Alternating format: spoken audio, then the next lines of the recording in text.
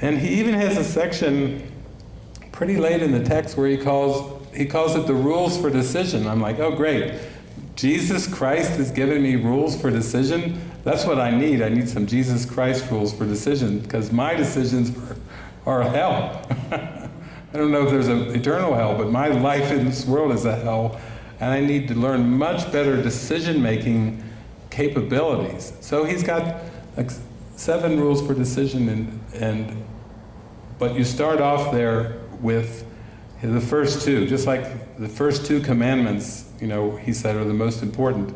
The first 2 rules for decision is decide the kind of day that you want. Be as specific as you want. What kind of day do you want? Emotionally, specifically, whatever. And number 2, say to yourself, if I make no decisions by myself, this is the day that will be given me. So if you stay in alignment with the kind of day you want, a happy day, joyful day, a peaceful day, a flowing day, and you make no decisions by yourself, meaning with the ego, then you'll receive exactly that kind of day. Promise. He says, I promise you. And then if you slip off and you forget 1 and 2, he has 3, 4, 5, 6, he's going to call you back. But he does say it's much harder to come back when you're gone. We all know this. I see heads nodding, yeah. When we start to have a bad day, it's not easy to snap out of it. It's like it spirals. We go down, down, down, down, down. But he's given us specific instructions on how to purify our heart. Blessed are the pure of heart, for they shall see God. He's given us specific instructions. And he even says about his workbook lessons, you may not believe these lessons. Some of them you may fight against. You may actively resist these lessons. It will not matter. Just do them. Wow, that's a lot of trust. You may actively resist the lessons. Doesn't matter, just do them.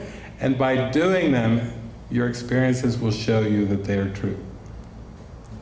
So for me, that's what I took the course right there at face value, and I thought, if he's giving me instructions and he's giving me a way out of this uneasy feeling, of this feeling of hurt that I feel, then I'm going to try him out.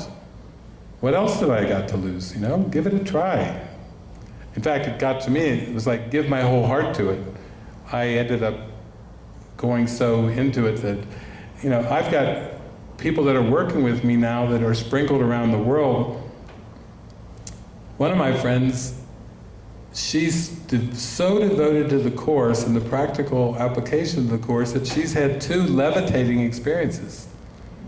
The body is levitating. And that's, for her, is just a symbol of her freeing her mind. It's not like, you can't pin your hopes on that. I mean, those are 2 experiences, but that's where it goes. There's been removal of symptoms from bodies. There's been a raising the dead experience. There's amazing, miraculous experiences that are happening from devoting the mind to this teaching in a very deep and uncompromising way. All those things that are promised, all the promises in the Bible come true when you give yourself, your heart and your soul over to them. Everything good that has been promised from God throughout the centuries and throughout history comes true, comes into awareness as you follow it without exceptions. And so when you're asking that question, I can totally relate to it, because I can go back in the parable of David and look at that slice where that was the very question that bothered me the most. It bothered me, it drove me to be politically active, to change the world, to try to make the world a better place. And yet, through my lessons of working with the Course, you can start to realize that a healed perception is no small gift. And a still and quiet and tranquil mind is no small gift.